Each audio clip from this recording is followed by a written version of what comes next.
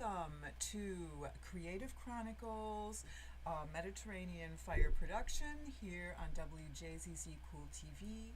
I'm your host, Biba Sheik. Our co host, Ed Gardner, is out today, a little bit sick, but he'll be back with us next week. And I'd love to introduce you to a very, very, very special and I would say poetic person with us today. Her name is Janine Whitfield. She is the president and CEO of the Heidelberg Project in Detroit.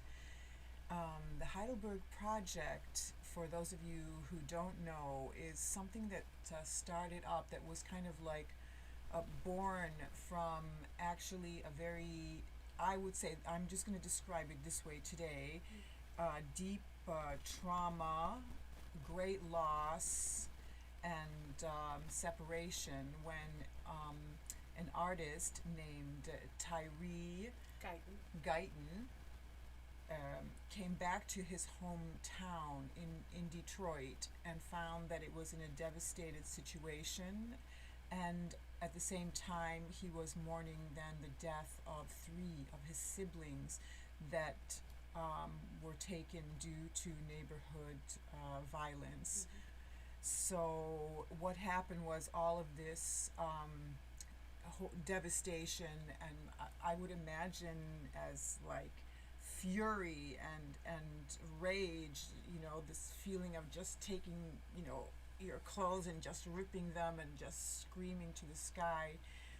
He and his grandfather created, then focalized all of themselves, their energy and all of this, what I just described, into something like an artistic upheaval, an eruption of art in the neighborhood itself. So they started clearing out vacant, abandoned lots, and they took all of this stuff, which you could call junk, and they amassed it, and little by little they transformed it into works of art, bringing all the young people from the neighborhoods there to work with them to create this kind of beauty from recycling the refuge. Yes.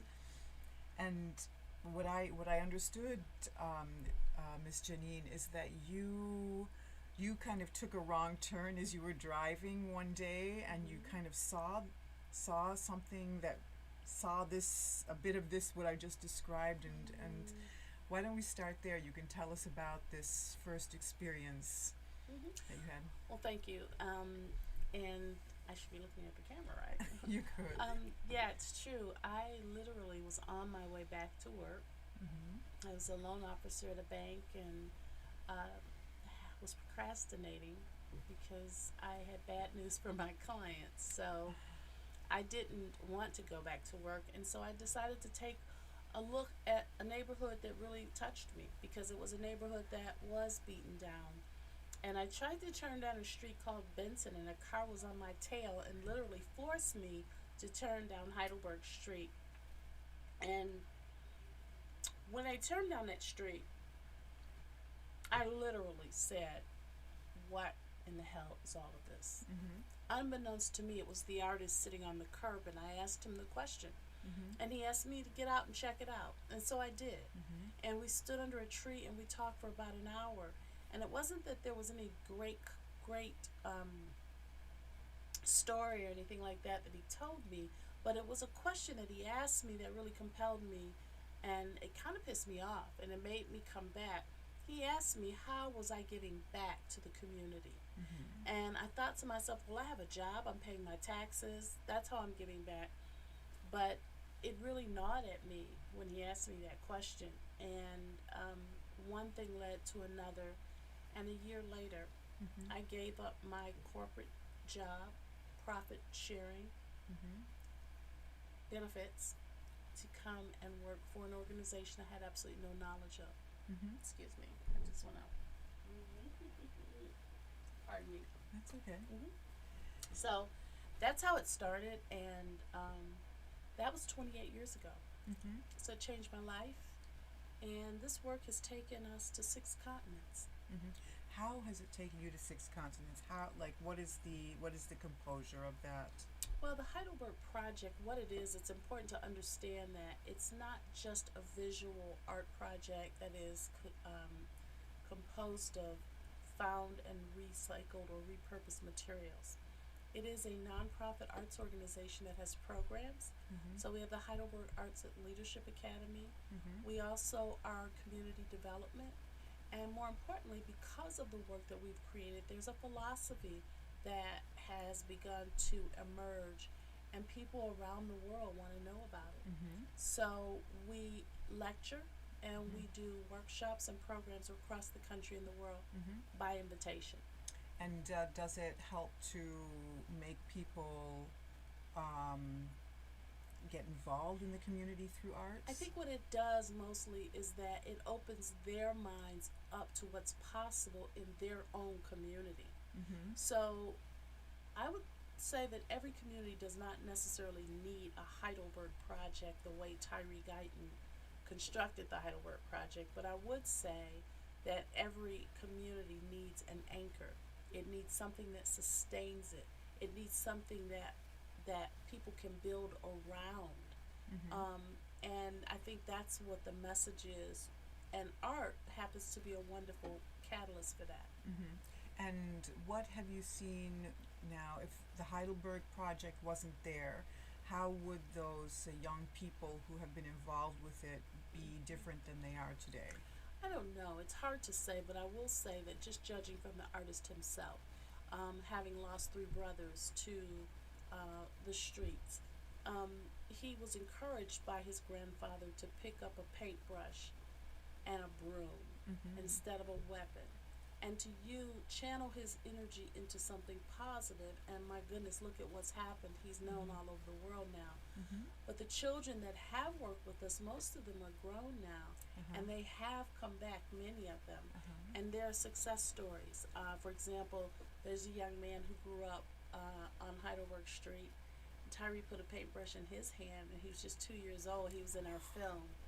And he went on to graduate from Central Michigan University Mm-hmm. with a degree in criminal justice. Mm-hmm. And there's many other stories of children who have grown up with that creativity right within their community, Mm-hmm. that it taught them that they had choices. Mm-hmm. That's the most important thing. Mm-hmm. That drugs, crime, and that was not the only way of life for them. Mm-hmm. And that was important. So, Mm-hmm. yeah. Yes, and you said that there's a film about the Heidelberg Oh Project? yeah, it's old. We have an Emmy award-winning documentary. It's done like years ago. We're all so much younger, but it wow. did win 10 awards around the country and the world. HBO actually licensed it for a year Mm-hmm. in 2000, but yet it's still a very popular Mm-hmm. piece of our history Mm-hmm. that people love to watch. Mm-hmm. But now we're working on a movie. I mean, the idea now is out for us to actually do a movie where they'll be looking at who's going to play Tyree Guyton. So it's not a Oh my documentary, gosh. it's an actual movie. Mm-hmm. So it's Mhm. very exciting. Mm-hmm. A lot of things that we're doing now is about legacy Mm-hmm. and passing the baton to the next generation. Mm-hmm. And how will the mechanics of that be? I think the most important thing is to solidify the Heidelberg Project and the type of work that we do as not a new, but an art form that is practiced in other communities. There are many people that have spun off of what Tyree has done. Mm-hmm. So it's art and community, putting art in an unlikely place to help educate people about art who wouldn't go to a museum. Mm-hmm. So Right. I would say, and that's important. So I would say that we want to first make sure that our work can continue beyond us, and that really begins with the kinds of things that we're doing, archiving, attaching ourselves to a university Mm-hmm. locally, Mm-hmm. making sure that the history continues on and gets told, Mm-hmm. and we're training people to continue on with the Leadership Academy and other things. Mm-hmm. Yeah. Yes. And when you with your students at Wayne State, when you help them develop during the course that's related to Oh, activism. art as a social practice and things like Yes, that. yes. Well, the classes that we taught were actually new. Mm-hmm. We created them and the Honors College with students to give them more practical experiences Mm-hmm. with the things that they were learning Mm-hmm. in a community, and allowing them to put some like art therapy. Mm-hmm. That's an important piece because art is a type of therapeutic practice for people who are dealing with trauma. Mm-hmm. That's really something Absolutely. that's important. So we had exploratory classes and courses at Wayne State University, but not just there, also at the University of Michigan. But our Leadership Academy Mm-hmm. are courses that we have developed, a curriculum we've developed for Mhm. high schoolers, Yes. K through 12.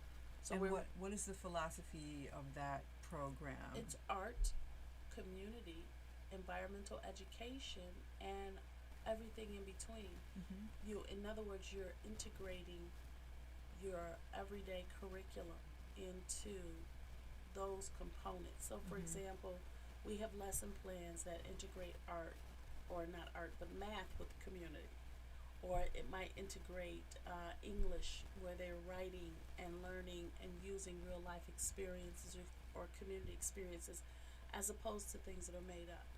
Mm-hmm. So they take their everyday life and they integrate it into So their it's learning. like storytelling. Sure.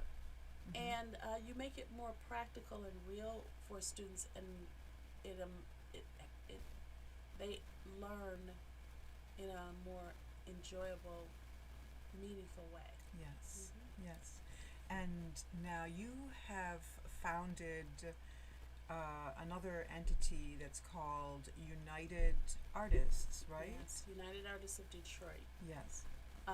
It's exciting because it is historically, unfortunately, in Detroit, there has not been a platform where artists are united, Mm-hmm. where there's someone to help them fight for their rights, Mm-hmm. copyrights, protection of their work, Mm-hmm. or a place for them to see what new commissions might be out there.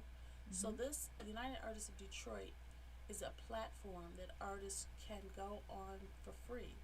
They fill out a profile, Mm-hmm. and they may have an opportunity to get commissions or meet other artists, network, and all different kinds of things. Mm-hmm. But having their own space where they can actually, they have a familiar community Mm-hmm. that is embracing and protecting and looking out for their best interests.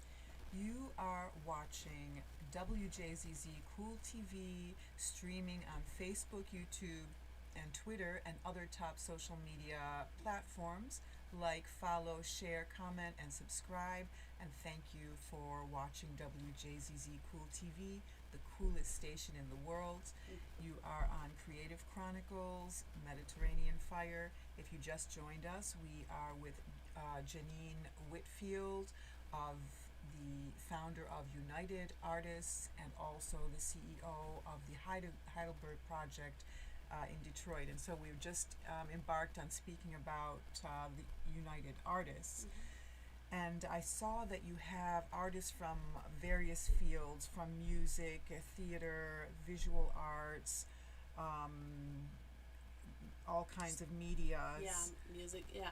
And that's the key. It's not just visual, Mhm. it's artists in general. I mean, and there's so many in Detroit, and Detroit historically. It's amazing how many artists there Yeah. are in Detroit. Yeah. Mhm. I mean, and I know for a fact that Tyree has a lot to do with that. He's a forerunner in that when he created the Heidelberg Project in 1986, artists really were not being showcased or profiled, although they've been here. Mhm. But I think a lot of times, this is the Motor City, I think artists have been overshadowed by the automobile industry. Do you know, I have been, the public knows that I'm from here, but I I was away for a long time, and I came back here 5 years ago. And my experience, and I've said it a few times on the air as well, I feel that artists are still being overshadowed Yes. from my own experiences. Just, you know, when I see artists that have worked for like 2 years developing international projects, Mm-hmm. and when these artists have found the funding themselves and have put themselves in a left brain situation when they're not a left brain person, and spoken the language of, you know, these business people that have to help them while Yes. at the same time doing their artwork, and doing it with several different countries and bringing on different artists, you know. And then when the TV and the newspaper just ignores them and doesn't, you know, how can they then lift up a huge project like that? Because they have to have a critic to show, they have to organize a tour, Right. you know, They they need have, support. Mm-hmm. yeah. And I've seen artists, you know, during 4 months trying to contact television stations and newspapers, 4 months, you know.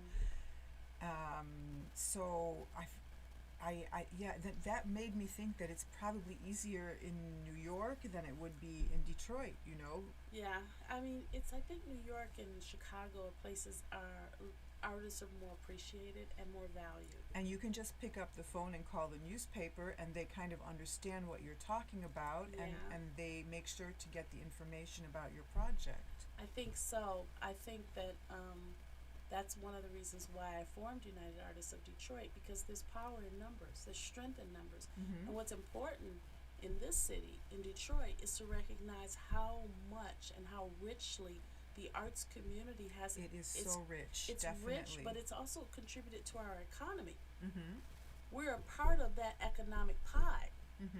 Okay. And so we deserve to have our share of opportunities, our share of press, Mm-hmm. our share of corporate Spaces. dollars, Uh-huh. our share of spaces. Mm-hmm. And so, but you're not going to do that by just sitting back complaining about it. You've got to take action, and that's what United Artists is about. Okay. It is our own platform Mm-hmm. where there's enough of us that can say that in numbers we deserve a better piece of this Mm-hmm. Mm-hmm. press, more Yes. press for what we're doing.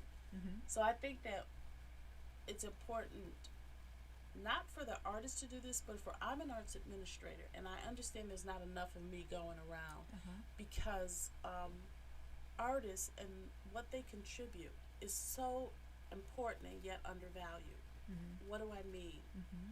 I'm speaking about using as examples a doctor. When a doctor performs surgery, he is not asked to prepare his own or his own what do you call those? Right. Whatever. Yeah. Yeah, he doesn't have to prep his own Uh-huh. His surgical tools, right? Uh-huh. We don't ask an attorney to do his own, gather his own research and Right. legwork. You don't ask the cook to make the dishes. Right. You know? So the idea is that with an artist, they're expected to not only think with their left brain, being creative, but then they've got to figure out how to market themselves. Then they got to figure out how to promote themselves. Seriously, It's as an wrong. artist myself, Yeah. I stopped doing this recently, and I think it's you know, it is a thing of like, it's a very strange thing that happens within the person, because they're trying to act like a left brain person, Yes. and finding jargon and a, you know, a proposal, Mhm. and always trying to see it how the other person would see it, Yes. you know. Goodness, and yes, you I know. Huh. don't do it, just don't do that, It's please. it's an unfair load to put on an artist, Mm-hmm. and that's where I think my work has been so important to the Heidelberg Project. Tyree Guyton has literally been free to be a creative giant, Yes. and I have to keep up with him. You know Actually, what? yeah, You reminded me now of some artists like in post-war countries, because like from what I've seen, like some actual billionaires have come in and started art galleries and museums, and these artists did not have to struggle. You know, Yes. so they're just sitting in their studio and they're painting, but at the same time they've lived the atrocities, they've lived the horrible things of, for example, war. So it, but they don't have to struggle about being an artist. They don't think about being competitive Yes. either. Oh, yeah, that's so important. Tyree reminds me of that a little Right. bit. Yeah. And for that reason, there's certain things that he won't do. Certain things that he chooses not to do, and that way he can stay in his creative Yes. vein, if you will. And then Integrity. yes, the integrity, absolutely. And I think you rob artists of something very important when you expect them to do all these other things, and then they can't be free as they'd like to be. And They have to prove to the entities. It compromises their work. Yeah. Sometimes I think. So we really, I mean, I am so for the artist because it transformed me. It helped me. How did it help you? Well, when the artist asked me after I turned down that street, would I help him? I said, no. I don't even know what you're doing. I don't understand it. So he performed an experiment where he blindfolded me. And he gave me paper and paint and markers and crayons, and he said, now paint what you see. Oh my God.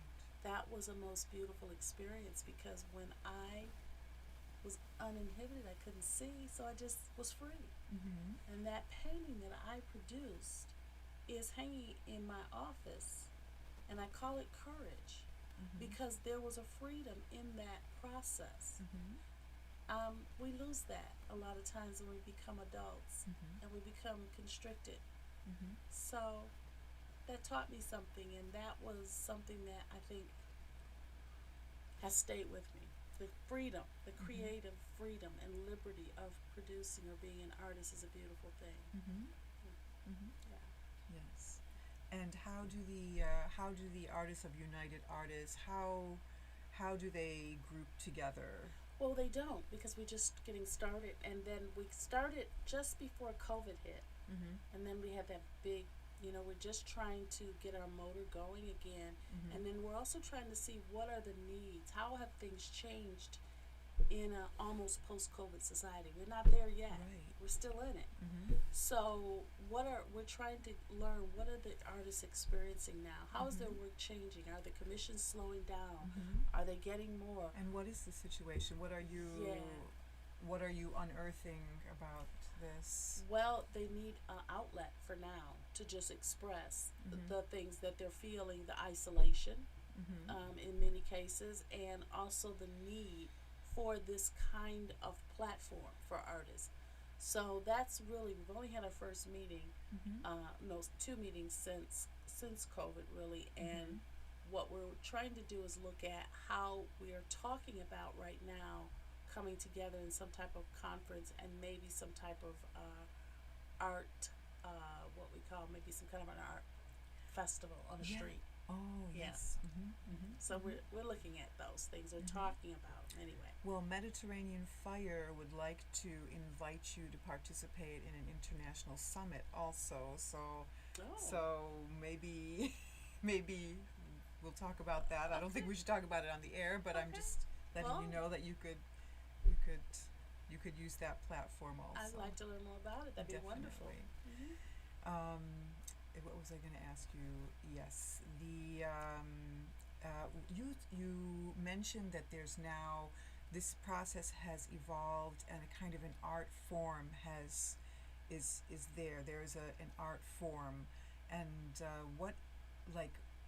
what is this art form? Like if you drive on Heidelberg Street, you can kind of see. Yes. You can kind of see the, visually, but could you define the art form itself? Yeah. Because it's a very particular kind of art. It's very distinct. You could recognize it, but there's so many people involved in it. So are they taking on this kind of is it a philosophy and art form? I'll give you an example. Throughout the years, first of all, the Heidelberg Project is 35 years old.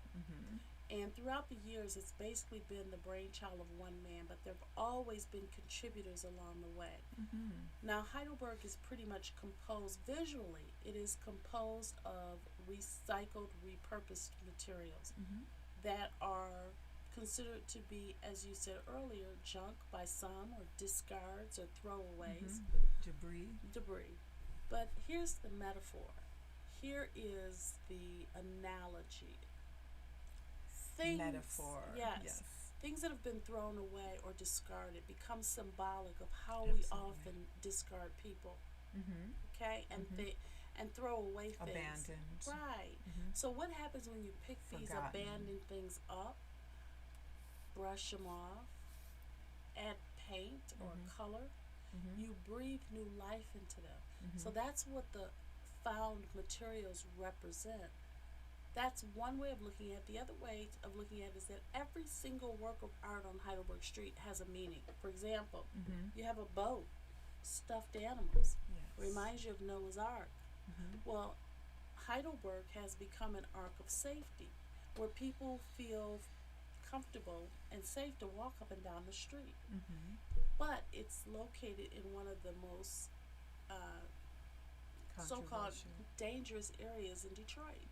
Okay, so that, and then there is a work of art where shoes are hanging from a tree. Tyree's grandfather, that helped him to create the project, he said that he recalled lynchings in the South. And and Tyree said, "Could you see the people?" And he said he could see the souls. And the bottom of our shoes are called souls. So today it means we're lifting up the soul of the community. So those are the types of meanings.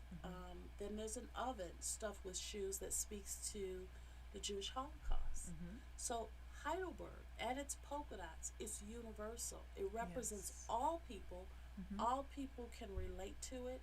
And when they visit, they feel, I don't care where you come from, whether you come from, oh my goodness, Africa, Middle East, Ghana, wherever, there's something there that you're going to relate to, because it's universal. Yes. So we have had visitors from over 144 countries sign our guest books.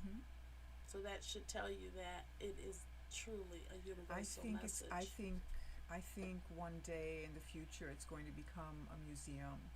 I think it's going to become a museum and a school. Yes. Yes, there is a Heidelberg school, and we did trademark the concept that we call Heidelbergology, because we believe that there's a science to the kind of work that we do in a community. Right. And have there been books written about it yet? Yes, we have a book, and it's pretty old, but it's still a bestseller. It's crazy. But we are now, as we approach our 40th anniversary, think about a Heidelberg anthology, if you will, or a compilation. And I don't know if it'll necessarily exist as much in a book form as it may exist in some type of visual audio form. I think that's kind of like, I don't know. Books are still very important to me, but we'll see. Absolutely, yes. But the point is to chronicle the history and to bring it together, codify it so that people can learn from it and expand on it. Yes. You are watching WJZZ Cool TV, streaming on Facebook, YouTube, and Twitter, and other top social media channels. Please like, share, follow, comment, and subscribe. And thank you for watching WJZZ Cool TV, the coolest TV in the world. We are with Janine Whitfield, the CEO and president of the Heidelberg Project in Detroit. And we're talking about some sort of notion of social sculpture, which, again, it reminds me of an artist named Joseph Beuys. Yes, of course. Yes.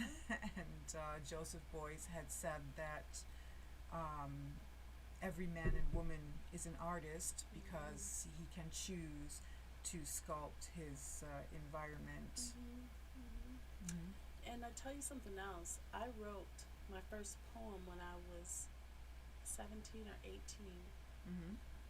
out of fear, because I had planned to go into the Air Force and it didn't work out. And I had to come back home, and so I wrote a poem called Fright. And that was when I was 17. And then I wrote my next 270 poems after I met Tyree Guyton, Mm-hmm. or after I turned down that street. Mm-hmm. So I'm just Oh my speaking to goodness. what Joseph Boyce said. It's true. There is an artist in each and every one of us, and I think that it's important to discover your a talent that we have talents in us that we bury in exchange for trying to do the thing To that be people think we a should. good Yeah, person. Yeah. you know what I'm saying, Mm-hmm. and we stifle our own possibilities and Yeah. creativity in exchange for Mm-hmm. maybe we do have. I know we have to eat. I know we have to pay our bills, Yeah. but I just think that that's what Heidelberg taught me. Mm-hmm. It taught me that I left corporate America. Mm-hmm. My art form was to take this Play-Doh Mm-hmm. called the Heidelberg Project and to mold it into Mm-hmm. some kind of foundation Mm-hmm. that people could respect, appreciate, Mm-hmm. and the artists could continue to create. Mm-hmm. That was not easy, Mm-hmm. but it was the best thing because it grew me as a person. Okay, I want to ask you a question. Do you have any of your poetry memorized? Is there anything you could share with us? Oh gosh. If Oh man. Probably not memorized. if I would have known, I would have Oh, had to oh come my with a poem. goodness. Oh No, my God. I think there's one called The Tree and Me. And I don't really know if I can memorize the whole thing, but I know I started off, it's about death. Mm-hmm. And it had to do with I was sitting quietly, and the wind was sitting beside me, Mm-hmm. and the tree. Oh, I can't remember it. I'm sorry. That's beautiful though No. already. The tree and me Yeah, the tree and me, and it was just and the wind almost was sitting. beside me Mm-hmm. because Tyree said that his grandfather said to him, Mm-hmm. uh, "I can see the wind blow," Uh-huh. Mm-hmm. and I know that that's a spiritual place. Mm-hmm. Mm-hmm. Now that is perhaps the most compelling part of my experience and journey with Heidelberg is the spiritual aspect of things. Right. So there is a very spiritual Oh aspect. goodness, I had studied metaphysics for 12 years before I even Mm-hmm. met Tyree Guyton. And so then it's like 30 some years for me now, Mm-hmm. and it's deepened, and it takes the art and creativity take you to a deeper place inside yourself. Mm-hmm. There's a lot of untapped. Dormant powers. Yes, absolutely. You Mm-hmm. said it. Mm-hmm. Absolutely. Mm-hmm. That come alive and are unleashed Mm-hmm. when you allow yourself to be vulnerable, when you allow yourself to create, when you allow this energy to flow through you. Mm-hmm. Yes, we.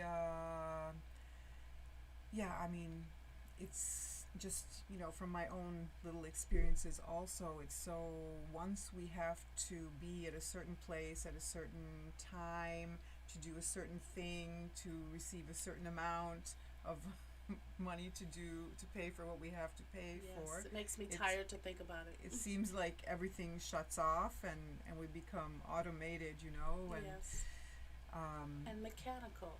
mhm, We become mechanical, mhm, and we don't even realize how stifling that is to our own well-being. because it's also we're doing it to nature itself. We're cutting nature down. Mm. Just the we're linking one parking lot to the next parking lot. Yeah. It's and that very nature that we are destroying and removing is also it's the nature of us also, Ourselves. and we're Yes, you I know agree with that. That you mentioned the nature part, we also have infused permaculture into the Heidelberg Project. could you explain what you just said? Sure. During the pandemic, we noticed that people were coming to the project even more than they were previously, Mhm. or maybe not more, but it's equally. Mhm. And people were staying longer. They were sitting by a tree reading a book. Mhm. Social distance was a given. And they were just hanging out in ways that were more meaningful than just, I'm coming to see Heidelberg. Mhm. It was like they were coming to meditate. They were coming to as a place of refuge. To do is to be. Yeah, indeed. And so then we met this young woman who had just gotten her degree in permaculture. Permaculture is really the study of nature in its original habitat, where you don't really disturb what has happened, but you try and you Insulate. thoughtfully work around it and embrace it, maybe with some flowers, some trees, with some pruning. Reciprocate Yes, its embrace. yes, but you allow it to be and incorporate into. And so that's what we started to do, and then we started to put more seating in the area. So we hosted a fundraiser called Have a Seat. And the idea is that you would have a chance now to sit, maybe you have lunch, sit, maybe you can read a book, but you're sitting within the environment of the art and the nature, and it's all outdoors. Now, believe it or not, there are museums around the world that are studying the Heidelberg Project's what we call engagement, trying to understand what it is that we're doing that draws people. But to me, it's a no-brainer. We're accessible, we're outdoors, we're a living museum, and we're in a community. It's just, it's not four walls. It's not don't touch. It's not stoic and stodgy. It's not elite. It just is. And you can come and you can touch. You can walk through. So people can just go there and just kind of be with themselves and be with nature and the art if they want. They don't have to make an appointment. No, they don't. They don't have to take a tour. They can. Yeah, we have a downloadable app that will even, as you take your own walking tour, and we explain what certain elements of the canvas mean. And then the comments that we get from people are things like, I love it here because you get to curate your own experience. Nobody's telling me what to think. That's powerful. Yeah, that's great. I mean, I would prefer that too. I also find it strange that in many places it's not understood that people want to be by themselves. They want to. They just want to think what they're already thinking, and they want to sometimes even dream, and they just want to. They just want to be. They don't want to always have to be in this societal frame. Yes, where you're telling people, or you're always telling. Because we are on overload with information as it is. All this information that's coming to us from all sources, different sources. How do you make sense of it? And now you look at what's being compromised is our mental health. Right. And sometimes you're not even, the mental health is fine, but if it's just one notch out of like societal framework, then it's deemed mentally unhealthy or something. Unstable. I've been living on the edge though for 28 years, and I rather like it. Yes, there is beauty in extremes, as they say. Yes, I mean, it's just the way that you are looking at life that's different, and it is always opening you up more and more and more, and you're just so expansive, and you recognize and realize that we're all part of the same source.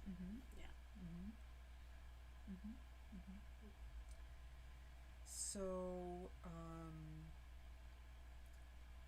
now at the Heidelberg, from 1986 until now, we've had like the whole transition through technology, and how do you see, I don't know, anthropologically, or how do you see the shift in the context of people coming there and going through the artistic programs? Like, what's the difference? Well, I think that Heidelberg, for the first point that I would want to make is Heidelberg is an evolution. I'll be honest with you. I've tried to script it. I've tried to lead it But Heidelberg is its own animal that I only manage. It's Uh-huh. the truth. Because it's so powerful.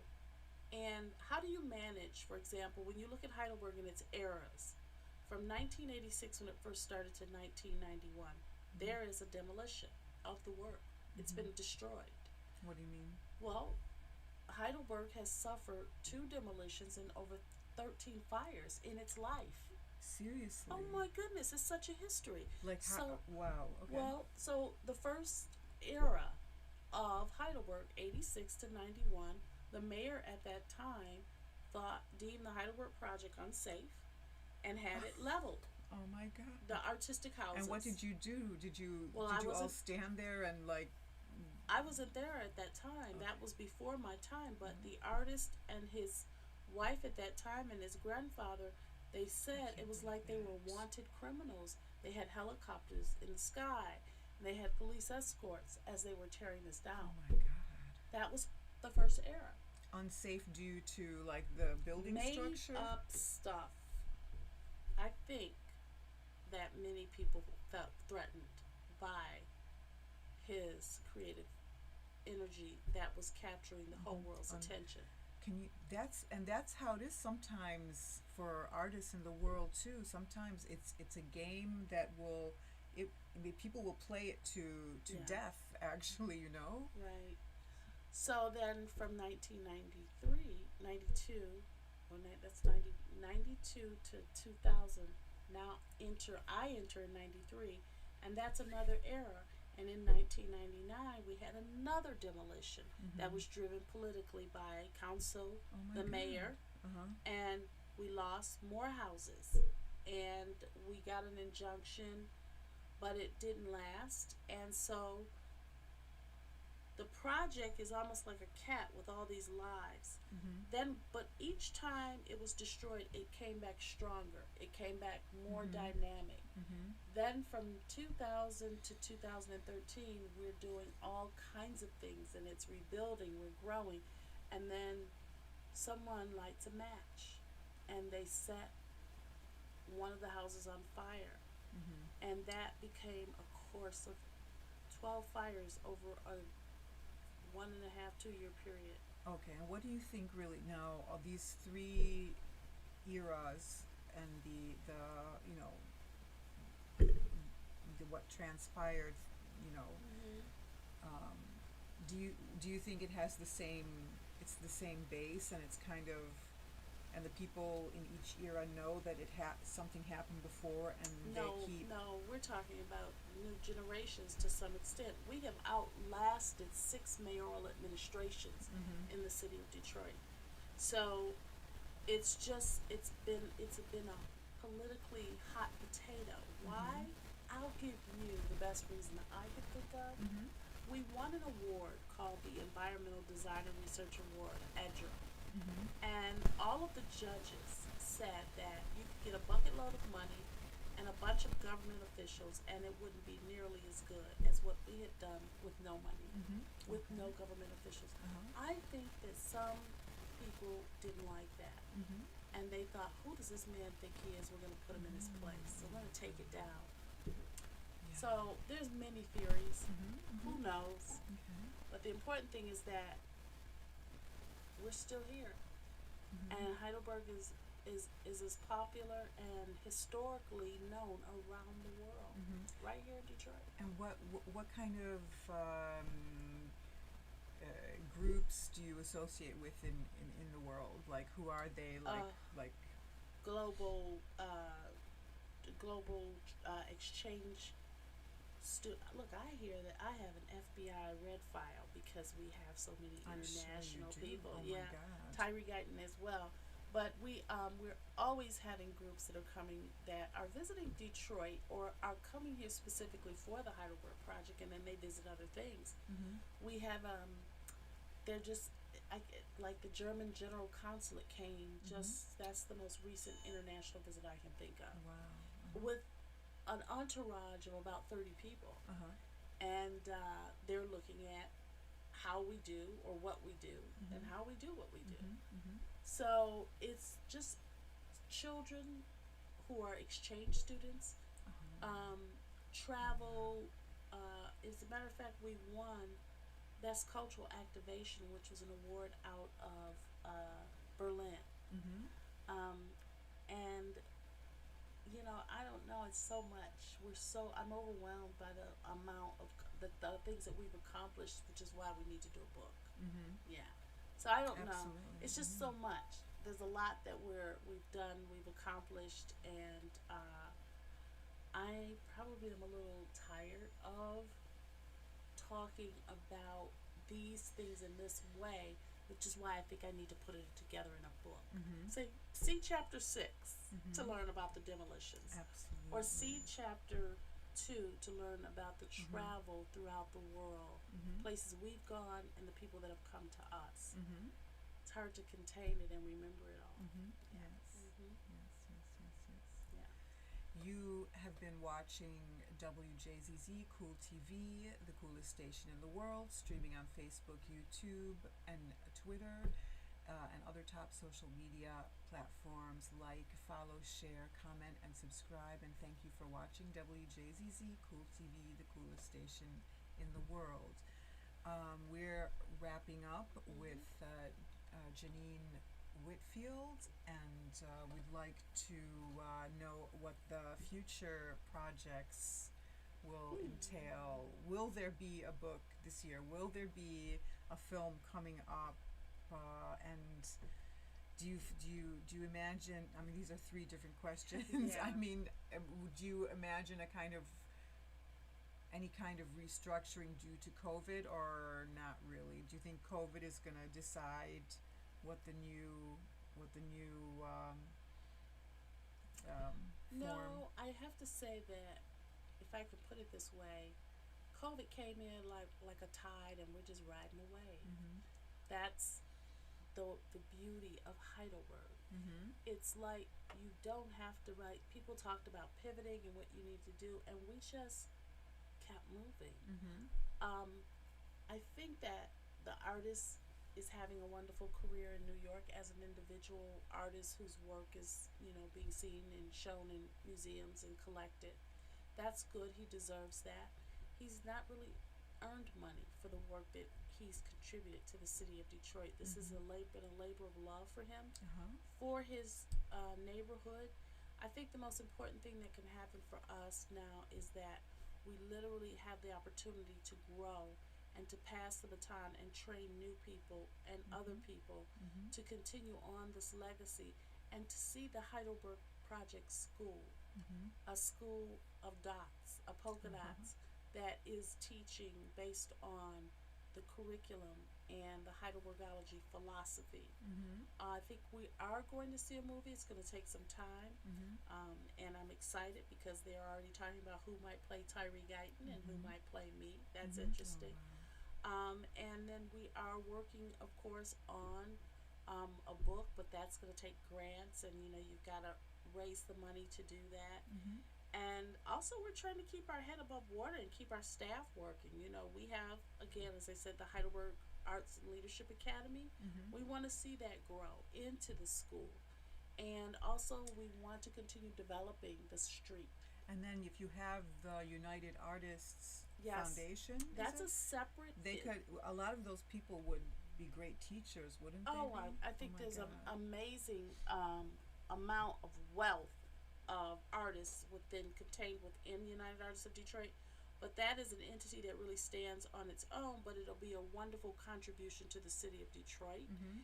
and internationally, because Detroit artists and its artistry and its creative community is known all over the world. Yes. I don't think people really know and appreciate that, but it's true. Mm-hmm. Yeah. And do you think that the city of Detroit, do you think it has the art has a kind of a flavor that you can say, oh, this came from Detroit, this is coming from Detroit? Yeah. Somehow, can you describe it in any way with your metaphysics and your Yeah. healing notions and the social justice and all that? I like that question, actually. I'm going to give you an example. I was in